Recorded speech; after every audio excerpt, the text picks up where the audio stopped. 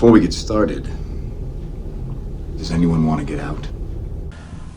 Welcome into A Reel and a Beer. It's Mayans MC review time again. Season 2, Episode 2.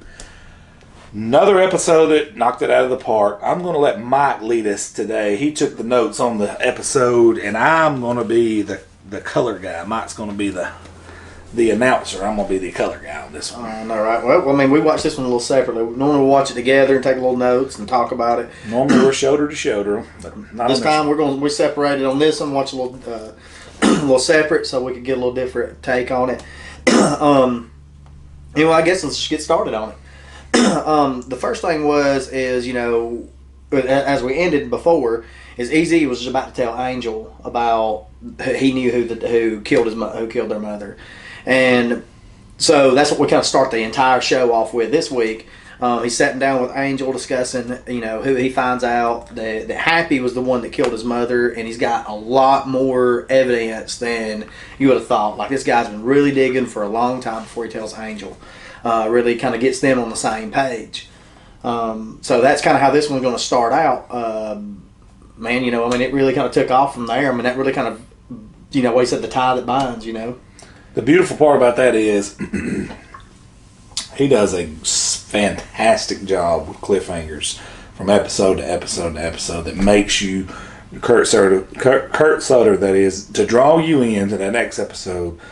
But let's not make no mistake, this was actually one that could change the course of this whole show forever. Yeah. Because when you tell Angel, who, I'm not going to call Angel a loose cannon, but he's a calculated loose cannon. Yeah, you never know how far he'll carry it at any particular time. He can do some major damage, and he's a heavy hitter. But I think, let's just call it what it is. Angel has taken this show over. EZ is not carrying the show. It's Angel. I'm telling you right now. Mm-hmm. The difference between him and Jax Teller is when he snaps, he does it calculated. When Jax Teller snapped, he loses it. Yeah, we know one thing with that, to discuss that even further, is Angel, you get with him with Annalita, you get him with the club, you get him with EZ. You got like 2 or 3 different sides that he's playing. Like, he's actually got a lot of different things that he's going. Different coals in the fire. Yeah, EZ's just basically, I mean, he's just a prospect. And he's always doing prospect stuff. Like, you're not really getting to see him. He's sitting. There's no real range of what's going in his life. He's sitting at the table. Mm-hmm. But then he's got the most powerful character on the show pregnant. Yeah.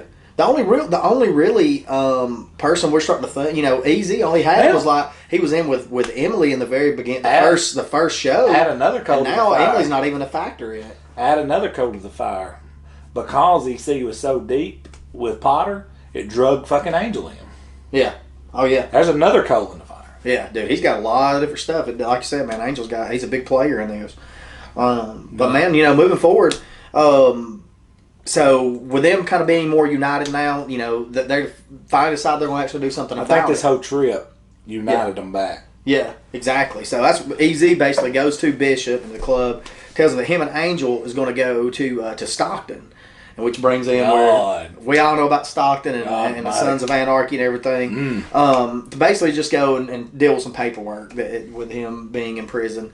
And they want to send the rest of the club, bring Coco and them in. Who's a beast? And Gilly? Yeah, Coco and Gilly. Bring Coco and Gilly in to kind of go with them. And so basically EZ says, hey, you know, I prefer it between me and Angel so we can continue to bond and get through this. And Bishop agrees. Which is what Bishop asked for in the beginning. Yeah. And so they basically go and they just take off. You know, they're gonna go and go up to Stockton and take care of this. Well, in the middle, just saying Stockton, it just brings back so many memories. Brings back some chills, man. It does bring back some awesome memories. And like we said, man, going back to this, before we even get to do this, you know, Angel goes and visits Annalita. Mm. Annalita is in like a brothel, a hold up. Yeah. It's like a cover up for it. Yeah. And so she's staying there to try to being in hiding, and so that is when we find out that Angel's the one that's got her pregnant. Mm-hmm. They both basically agreed, hey, that's his baby. We thought it. We had our speculations. We got confirmation. Mm-hmm. So it went from speculations to confirmation. So that even, like, before we really get the show really going into what the story really is, we find that out, which is a huge bit. We did find out some huge tidbits in this one as well, you know. Angel's a beast. So, you know, and like we said, man, but you know, before we get too far into what they're going to start going on to Stockton, you get to see basically what the show is going to be bringing. The show was basically set on them getting to Stockton. But before we get there, Emily, you know, she goes and she's got all these projects she's working on, trying to make everything legit. So the Glendale Cartel isn't so much just, you know, the drug boss and so much of crime. They're trying to be a little bit more legit. And it's just a little small tidbit, you know, basically Emily, you know, goes to the mayor and there's other bidders and fighting for the same, you know, contract that she's been fighting for and she's been working so hard for. And basically she expects because that she thinks that the Glendale Cartel owns the mayor and the mayor's like, no, it's not that way. No. Really just kind of pisses Emily off and she calls Glendo to come and help her out. Kind of makes up some shit. Yeah, and so Glendo rushes he's at the hospital or the doctor with his mother, and kind of remains to be seen what that is all about. But you know, she's seeing a doctor and having a lot of issues there. So he just leaves his mother, leaves his right hand man to kind of watch after, and that'll play out a little bit more in that. But you know, he rushes over to help Emily, and of course she fills him in that the mayor is not willing to play. Let me stop you there for a minute. Pony Boy, his ex right hand man before he brought in Alvarez. His name's not Pony Boy, but I'm just he was starting to lose a little trust in him. Do you remember the conversation they had at the end of season 1? Yeah. Well, not to jump forward in your notes here, but yeah, he fucking ends up losing his mother, and I think that's going to come into play. He's like, "Hey, motherfucker, you lost my mother." Yeah. Of all people. Oh yeah, he's burned him a few times. He's really dropped the ball. Bro, I think that's really about to come into play. Yeah, Alvarez has really kind of ran with that. Alvarez, that shit would never happen. Yeah, and another thing we kind of went through with this during this time that this is going on, we find out that the little girl that was played in the previous show, she's been in hiding too, but she's been 2 different areas than Adelita, and the little girl's been 2 different areas, and so she runs off, which kind of plays into what these mercs who they're looking for her, you know, really kind of puts the club and Alvarez and all them in a bind because they find this little girl. Off, yeah, I did too. I mean, they pull up and the mines with Alvarez is deep. And it looked like a city market type, an outdoor market shopping thing. It basically puts you in the mindset of those of you who've seen Captain America Civil War, where Black Widow went after Crossbones, kind of similar shopping area. Yeah. Yeah, it was crazy. I mean, you really started thinking whenever the mercs started coming up and they were there, you seeing the number of the members in the club, you're thinking there's somebody's going to see somebody. Somebody's going to pop off. Yeah. I didn't know they'd see the little girl, but them just looking for is going to be a problem, which does come into play. We could find out. That's what we're going to find out later. But, you know, we won't get too deep into that. But luckily they find the little girl. Coco sees a MAC-10. It looked like a MAC-10 sticking out from underneath the tarp. Yeah. And she tells them that the club, that she's seen the gang members, or seen the mercs, and she hid underneath there and seen the truck, and she got in their truck. So they basically get her and take her back. But not without the mercenaries finding out that the gang members were actually looking for the little girl. So now they know that they've been actually looking for her. Now, there's a lot of different ways you can spin that, but I mean, they could say, hey, we were looking for her to handle the business that, you know, from previous, or why are you looking for her? So what do you think is going to go on with that? Well, a couple of things. First of all, I want to throw in there. When they pull up, my biggest question is, what if they spotted the Mayans MC's patches? Is all hell going to pop off right there? Are you talking about later on down the road? Or right now? Like when they pulled up and they said, oh, there's the mercs, and then they pulled back. Yeah. Like, everybody don't be saying, what if they would have seen them right there? Is shit going to pop off right there? Do they know the ties with Alita? You know, they know that they're running protection for her, right? So is all hell fixing to pop off, or what's going to happen? No, I don't think they know. You know, like, I don't think they know that. They're not really know that anything has to do with Alita. But I know. Well, then why was they saying we can't be seen by them if they didn't know that any kind of ties? See, I just know that they're trying to hide, like, the little girl. Yeah, but they didn't have the girl in the possession when they first pulled up, and then they go. Because the mercenaries was actually attacking that compound because they knew it was Annalita's. Right, but Okay, so they know for a fact that them guys died there. And Yeah. they know for a fact that the Mayans was there. Yeah. So what I'm saying is if they would have seen a Mayans patch, you don't think they'd have started open fire? No, I think they're still trying to put together on what really happened. I think they're trying to figure I out don't how know, did dude. I that think it's gonna pop off. Because they're still thinking that. I think that they got They some think kind of Adelita's tie. crew came back and saved the little girl. There's a lot of different ways. That's what we're saying, man. It could be a lot. It could go a lot of different directions. I think when you go into the future here soon, that they're going to know that they have ties, simply because they're going to say, well, if all these guys die, why in the hell wasn't there no Mayans dead here? Exactly. Another thing is how's that going to affect the whole Which connection with Potter? Plays in the future, man. I mean, yeah. a lot of you guys, hey, Oh. give us your spin on what you think. 'Cause, now, I mean, that could come out. another twist. How it's going to break ties with Potter. Another big twist, and it wasn't called a Mac 10, it was called something else. It was KG9s. Was that a KG9 that she stuck out from under that blanket when they found her? And the reason I say that, if you go rewind to the Suns, that's what that little boy had his hands on that shot that school up. That got traced back to the Suns. Well, that's what they're moving a lot. Right. So That's my what point they move a is, lot of was those. that what she had her hands on? Just to throw it back to the Suns. You know what I'm saying? I think it was. Didn't it call them KG9s? I think so. They definitely had just a to lot throw of that back to, because you remember when Jax was sitting there and it showed that one little boy on that episode and it kept showing him. Yeah, when he yelled at the school, they had a big thing about that. Oh, and big Jax was thing. like, holy shit, you know. Yeah, but anyway, that was a big one, man. That was a big it's episode. Kurt Sutter doing what he does. Here's the thing. Mayans MC has layers on top of layers on top of layers. You really got to take some sort of focus pill to get in on this. And if you were just sitting here watching one episode and you're like, this sucks, you're probably going to say that because you have no idea what the hell's going on. But if you watched it since day one and you got the patience to get in there and focus in, you're going to be eating this up like candy, like it's a drug to you. But here's the thing about it. He has layers on top of layers that lead back to Sons. Yes, he does a lot of symbolism. But you see it in his writing as opposed to what he wrote with Sons to this. He's a big guy about Shakespeare and everything. He follows a lot of Shakespeare. But the thing about it is, you see it plain as day in his writing. Mm-hmm. All right, go ahead. Dude, well, basically, now that we kind of covered that end of the story. Like I said, a lot of layers, a lot of different things you got to cover. Easy and Angel, of course, is on their way to Stockton. And on their way to Stockton, they're kind of taking little stops and just kind of enjoying the ride together. Kind of The arcade? Yeah, so they stop at this gas station. Oh, and when they're going to this gas station, they run into this another gang.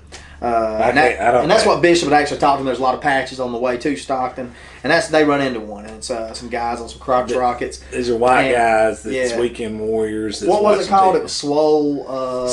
It was Gorilla, had a gorilla patch. Gorilla patch. So, I mean, So they run into these guys, and roided up white guys on crotch rockets. and they these guys are trying to intimidate them and talking trash to them. He said, "You didn't call ahead. You rode to our territory." Yeah, you didn't call ahead. Next time, call ahead. He said, "Bro, this is a national highway." Like, he goes, Yeah. "No, right here." He goes, "Dude, we're getting gas and cigarettes, dude." Yeah, Like, he's stop, seriously. So they had to pull a gun and run them two guys off, and Angel is always going to step up and His kinda exact call her words, if I'm not mistaken, was, "You motherfuckers watch a TV show about motorcycles and throw on a patch and think you're somebody." bluff. Yeah, 2 wheels. Yeah, I was like, bro, he's like, man, these dudes watch Sons of Anarchy and think they're Sons of Anarchy. So they've had a dealing with them. They go down the road a little bit further, and they stop and start playing putt-putt golf. Man, they go to this arcade. They're playing in an Put arcade. you in the mindset of the original Karate Kid. Yeah, yeah. So they stop, go to this arcade. They're playing putt-putt. They come out, and a girl actually sees them as a connection with this game. Must be like She had a tattoo must on be her somebody's shoulder. one of them's old Remember lady. that? Yeah, it must be one of them's old lady. She calls ahead. So this gang shows up, and there's probably Same about white 20 guys in the crotch rockets. Yeah, There's 20 of them. about 20 of them pull up, and so. I got a comment on this. All right, go ahead. So as they're walking out, Angel's like eating a popsicle. And he's just kind of walking behind him. He's like, man, it sounds like a lot of motorcycles, don't it? And he's like, yeah. And then they get a little closer and he sees that it's that rival gang, or call them rival gang, whatever you want to call them. It's the white dudes that's roided up on the crotch rockets and they're pulling up. He goes, Looks like a lot of white dudes on steroids, motorcycles. Not even phased a bit. Typical Angel. Man, you couldn't script a more Angel role than this. And then, you want me to take it over and talk? No, go ahead, man. Go ahead. So then the guys get out and they said, I heard you was talking shit about our club. He goes, yeah, man, I was just trying to impress the prospect right here. And he goes, well, impress this or something. Shoves his guy at Angel. Well, Angel and EZ just got out of the putt-putt golf, so they got these two clubs behind them. It's actually somebody else's clubs. It's actually the girl was sitting at the table. They scooped them clubs up, and they beat the hell out of 2 or 3 of them, not to sit there and try to fight them all off, because there's 20 of them, just to get out so they can get to their bikes, because they can pull their guns. Mm-hmm.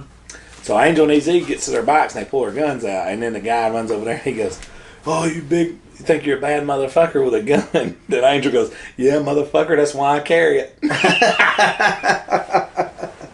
And then they hop on the bikes and they fucking get out, and it's classic Kurt Sutter, chase after that. With the music playing. Bike chase and everything, yeah. You get one of those an episode with him, bud. Yeah, cops start coming after him, and of course everybody just splits up and go their separate ways, and it kind of just breaks everything. But he does say something pretty iconic. Oh, yeah, patches over badges. When the cops pull up and they're right behind them and everybody looks like they're about to try to get pulled over, he says, hey, bro, we got to split off. We'll finish this later. He goes, patches over badges every single time. And that guy said, we'll finish this later. One of the roided up white guys. And, Mm-hmm. It puts you in the mindset of Sopranos. If you guys remember us watch Sopranos, when Tony and Chris had went out of state, and they happened to pull up behind a shopping mall, and there's a biker gang who was out there, which, it's kind of funny I say that, because that's kind of a biker gang, like a real patch gang, and they were stealing that wine out of the back of that warehouse, and Tony pulls up, and as they're stacking it down, Tony's throwing it in his car, all this cases of wine, and then he goes, that guy says, hey, you don't know who you're stealing from. And then Tony calls him Chris calls him a ZZ Top motherfucker or something and shoots at him. And he goes, we're the disciples. And then he starts making fun of them and shit. And Chris lets off 2 or 3 shots at him, and I think he hits one of them in the leg. But it puts you in the mindset of it's a motorcycle gang, but they're not really a gang, dude. It's some weekend warriors trying to pose as a motorcycle club. You know what I mean? Yeah, some people are deeper than others. Some people do it for, don't get into as much trouble as the other ones. Some people do it for fun. Some people live the lifestyle. These guys were weekend warriors. Yeah, exactly. What else you got on there, Josh? Man, basically that, like I said, the whole entire show goes with them going to Stockton. And we'll revisit that at the very end because we see how that kind of turns out. But like I said, the other layer of this one is something we wasn't all really expecting on this. Was Galindo's mother? She's at this at that clinic getting checked out with a doctor for whatever, however she got burned or whatever happened in the past. So she's getting checked out. She sneaks out of the doctor's office while Galindo's man is watching her. So she sneaks out of there, and you're thinking, where's she going? And man, what really kind of threw us for a loop on this is how she went and basically goes to Felipe Reyes, which is EZ and Angel's father. Who nobody knows the first season. Didn't even have any idea they even knew each other. He just looks like some poor guy that's had a rough life, and then all of a sudden now he's hooked up with. Yeah, we knew he was he had a life with the cartel. But we didn't know which cartel and how in what role, which cartel. We knew none of that. And so they're going down, and as it kind of goes on, they get in the car and they're driving on the road together. And basically, she starts talking to him, and he knows a lot about her grandson, a lot about his life and her life and everything. And he's 75% of the conversations in Spanish too. Yeah, so it's a little bit more difficult to follow. So I had to do a little research on that and kind of say, okay, well, what are they really talking about? And so she basically just shows, talks to him about, how's he been doing, and he takes her back home. So when he takes her home, takes her to Galindo's house. Well, Galindo is there with Alvarez and Emily and Ponyboy, whatever his name is. There's everybody's there, and they're like, "Oh, what's this?" They're on high alert. They're fucking guns ready to smoke. Yeah, it's crazy. And then so she pulls out a picture. It's her who pulled out the picture, right? Folds it out. And as she folds it, it's her and her ex-husband. Her and Galindo. The real Galindo. Galindo, the original Galindo cartel. and then folds a picture out, and then you see 2 enforcers standing beside the table One of them's Reyes. when he's young. So, which is a huge man, a huge So clue. we now know he was like an enforcer back then. So his history links up very heavily with the Glendale cartel. So which is like I said, a big thing there. So we go into now we get to where Easy and Angel arrive in Stockton. They go into the club. They arrive there. A lot of the guys are coming up, and some other guys we've actually seen in the Sons of Anarchy before. They're actually at the club in Stockton. And so they get to talk to them, and while they're pulling up, and Easy's going to move the bike, these 2 douchebag cops pull up. Straight up douchebag. Detectives, yeah, they're just non-uniform dickhead cops. Yeah, undercover cops, and they were trying to come up and bully the club. So the member of the club basically just tells them, look, these guys are here, you don't mess with them, just let it go. And Easy's like, so he moves the bikes. These cops just, one of the cops just spits on Easy's bike, and he has to let it go, which, that normally wouldn't fly with the club, but he just knew, to basically choose his battle. So He even told him don't play with the animals. yeah, don't play with animals, yeah. So, calling the cops the animals right to their fucking face. So a little bit later, and this Same is kind of how guy it really said comes that. down. Yeah, same guy. So when they're right here at the very end of the show, like I said, you get to find out some huge spoilers, some huge clues that's going to lead at least into the future with his mom and his dad, Glendo's mother and Easy and Angel's dad. And then we also get some that what the next show is really going to lead more into. And one of the cops is actually not far from the clubhouse, and he's got someone who's basically giving him a blowjob in the woods. And so he gets the other cop to try to film it, and they're taking advantage of this woman. And one of the club members Looks like a prostitute, straight up drug whore. yeah, and she's On her knees, giving him a blowjob. yeah. So one of the club members is walking over to where the trash can or whatever, or the guy's walking across the street. He got close to the area. Yeah, got close to the area and notices what's going on. Well, one of the cops just pulls a gun and just shoots him. And the rest of the club Shoots him in the neck, it looked like. Killed him. Yeah. So Easy's running over closer to him, and he gets They don't know there. the cops are there, by the way. The cops just take off down the road. Easy seen his car, so he knew it was those 2 cops. Yeah, so Easy's seen the car, but the rest of the club members didn't. But when they get there, Easy's like over the guy, and the rest of the club gets there, and they check him. The guy's dead. And now that's going to lead us forward into the next Well, they show. said, let's go get those motherfuckers. And some of them take off running to get on their bike. They're about to kill these cops. Yeah, so they, which is going to open up a whole new can of worms with them guys.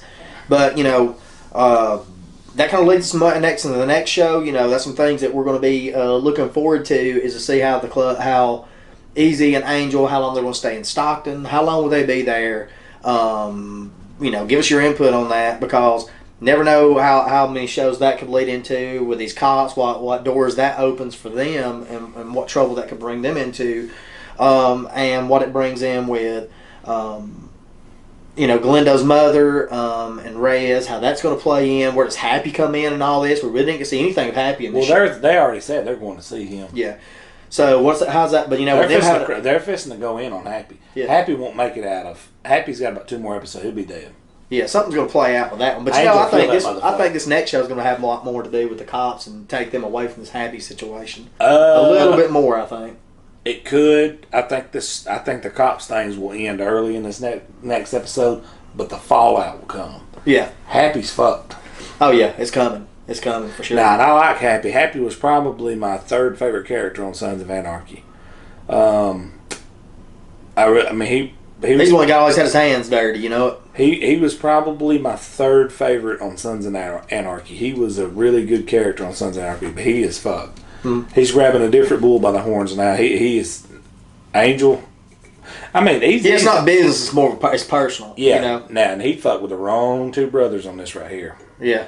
And hey, it may not be Angel and Easy that kills him. Felipe could be involved, and it wouldn't surprise me if it got to the point where the word got out that Angel and Easy's about to kill him, and then you see Happy walk out of his house one morning. Felipe's the one that shoots him. That wouldn't surprise me. But my thing is, there's going to be I think there's a little loophole here. I think there's going to be a lot more to the story.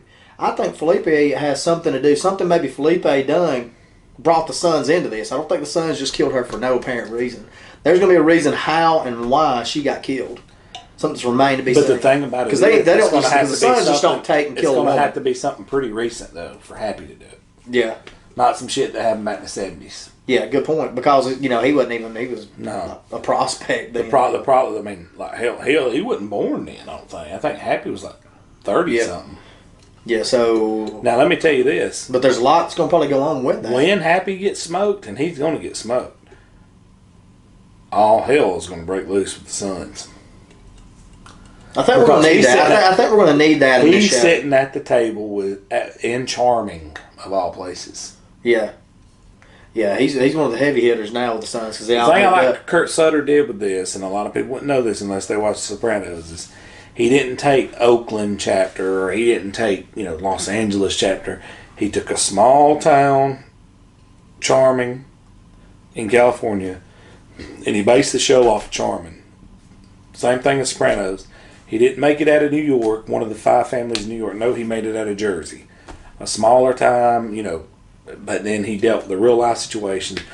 Kurt Sutter is not stupid. He watched what Sopranos did and then took actually took a lot of the characters from Sopranos. And I'm not saying this is a ripoff of Sopranos by no means, because he did his own thing. He did it great. But he took it, he's not in the biggest chapter, but he's... Took a lot of charter approach. Excuse me, charter. He's not in the biggest charter, but he took a lot of the same approaches. Same thing he's doing with Mayans. I mean, he's not in the biggest, they got one in Phoenix they've already talked about, this is the pipeline to Phoenix, So he took another, charter that's smaller, but yet that's why Alvarez comes and visits, and it's not his table, it's Bishop's table. Yeah. I think we're going to see a lot on how it's going to unfold, man. I think we're going to see how a lot. I think these stories are really going to play out. We talked our heads off on this one. We need to shut this one down. Yeah, there's this right here, man. There's a lot to go on. I can see a lot to talk about it, though. But hell, I want some of you guys to talk with us. Hell, if you live in and around us, come sit in with us. Watch it with us. We'd love Y'all to live in Alabama, you live in Tennessee, message us. You're welcome to come in, sit in with us. We watch these together on Tuesday nights. I have another channel, YouTube channel that's exploding right now. It's a sports channel. So what we do is I've got a show that we film, and then we come in and watch these and film them. But I'm telling you, man, everybody works together. I mean, please check us out, man. We love this show. Please sit in with us if you haven't.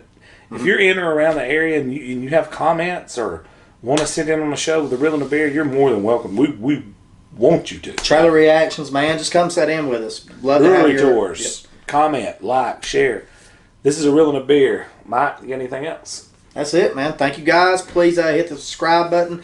Please hit the bell for the notifications. We are Real and a Beer. We're out.